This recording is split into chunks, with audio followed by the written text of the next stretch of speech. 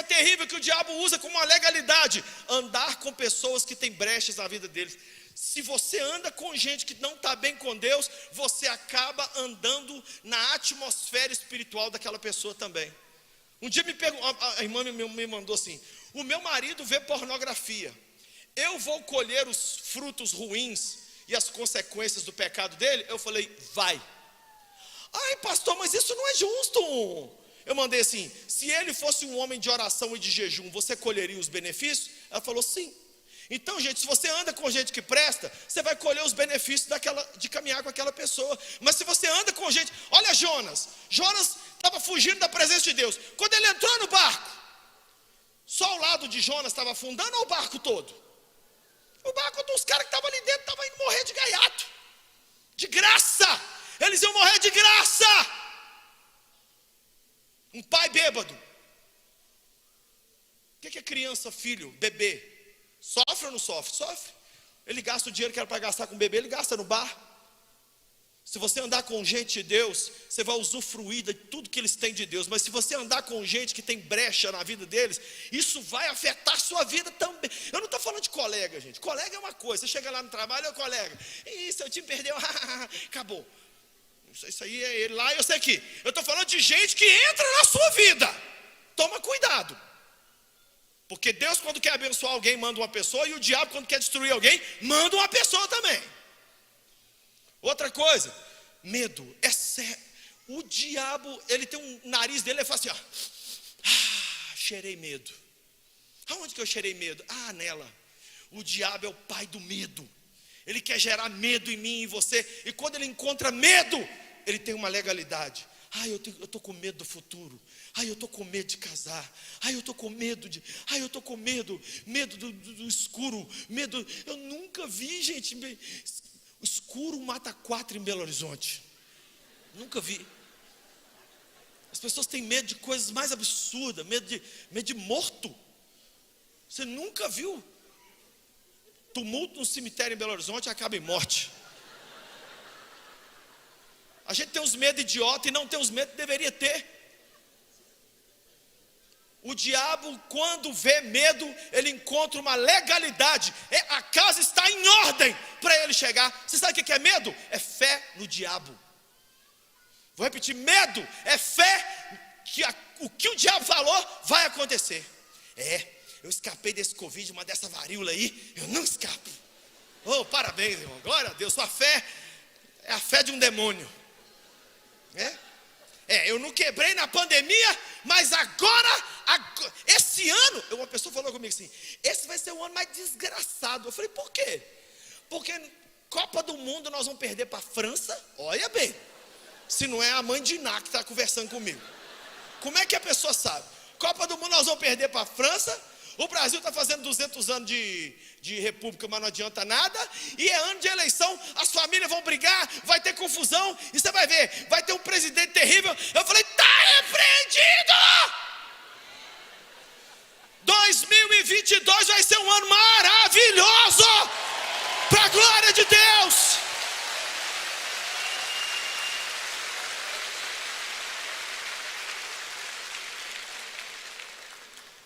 Em resumo, gente, eu posso ficar aqui até amanhã falando esse tanto de coisa. Satanás habita nas nossas feridas.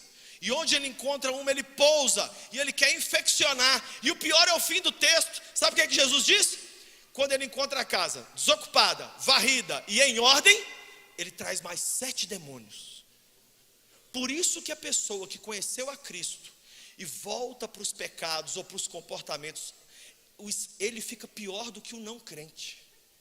Eu nunca vou esquecer que um dia um não crente me ligou: pastor, eu sou fulano, nunca pus o pé em igreja nenhuma, mas tem um jovem da sua igreja aqui comigo, que eu estou com medo dele morrer, porque o jovem, gente, estava desviado de Jesus há 30 dias, ele estava fazendo tanta coisa errada, que os não crentes estavam preocupados com ele e me ligaram.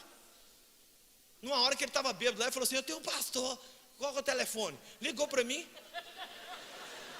Quando um não crente está preocupado com você, é porque você está ruim. Aí, o que aconteceu?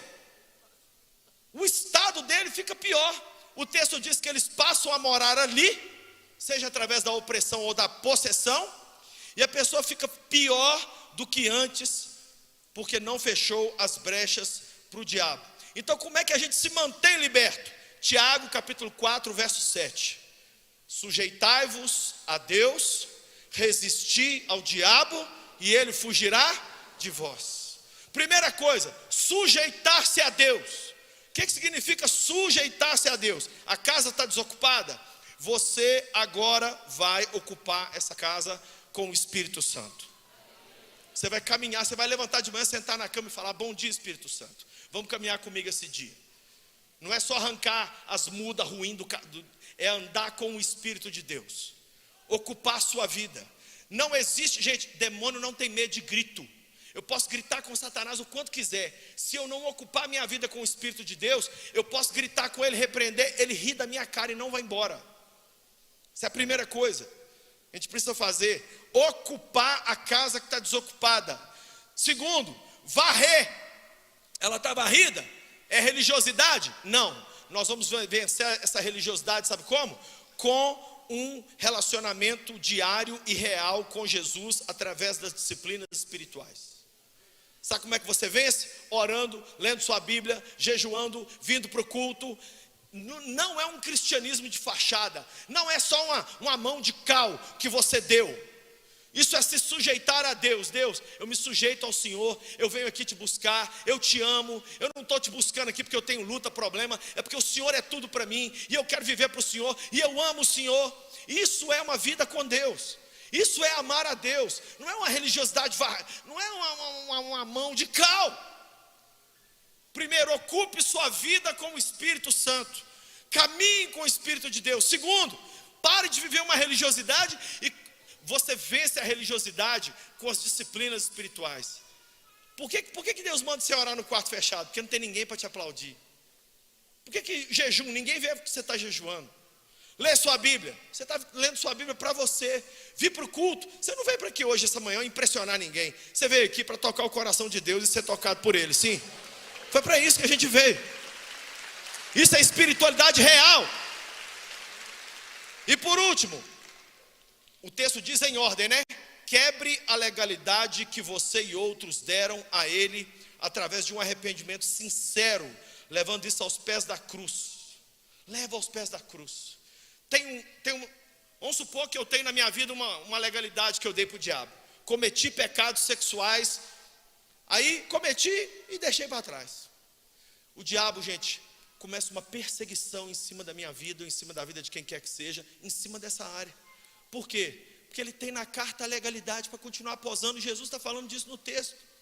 Ele volta, e ele volta, e ele volta, e ele volta. O que a gente tem que fazer? Cancelar essa ordem. Você vai até a cruz e fala: Jesus, eu pequei, eu cometi um pecado, ninguém sabe, tem 10 anos, eu vi coisas na internet, eu me envolvi com uma pessoa, eu roubei na minha empresa. Você fala o que quer que seja, mas eu agora renuncio às trevas, eu renuncio o que eu fiz, e eu me arrependo profundamente. Quem sabe dos hábitos familiares ruins que você herdou. Eu me arrependo, Senhor, eu entrego nas tuas mãos, e eu agora tomo da mão de Satanás essa legalidade que ele tinha, e eu coloco ela aos pés da cruz. Sabe o que você está fazendo? Você está desfazendo o pacto menor em nome do pacto maior, que é o pacto da cruz. E aí o sangue de Jesus cobre aquela situação, e aí nunca mais o diabo vai poder jogar aquilo na sua cara. Nunca mais.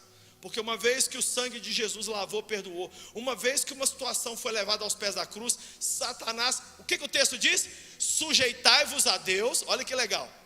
Aí sim, resistir ao diabo, e ele vai voar, vai dar a volta, igual o urubu. Quem já viu o urubu como é que fica? O urubu fica assim, ó, só esperando um animal lá embaixo que acaba de morrer, para ele pousar e destruir. Na nossa vida ele não vai pousar, porque nessa manhã nós tomamos da mão dele toda a legalidade que ele tinha, através do arrependimento e da confissão dos pecados. E não somente o diabo fugirá de vós, mas adivinha quem é que vem? Se o diabo foge, quem entra é o Espírito de Deus. quem entra é o Espírito Santo. Então nessa manhã, é uma manhã para convidar o Espírito Santo para voltar. Quem sabe você ouviu essa mensagem e diz: pastor, sou eu. Que tal hoje fecharmos a porta na cara de Satanás? Que tal hoje colocarmos a capetada para jejuar, acabando com os nossos pecados de estimação? Que tal hoje sermos livres por Jesus e continuarmos livres? O segredo não é ser liberto, é continuar liberto. Eu vou repetir: o segredo não é ser liberto, é conservar a sua libertação. Como? Ocupa a casa, tira a religiosidade, passa a ter uma vida de busca diária e se arrependa.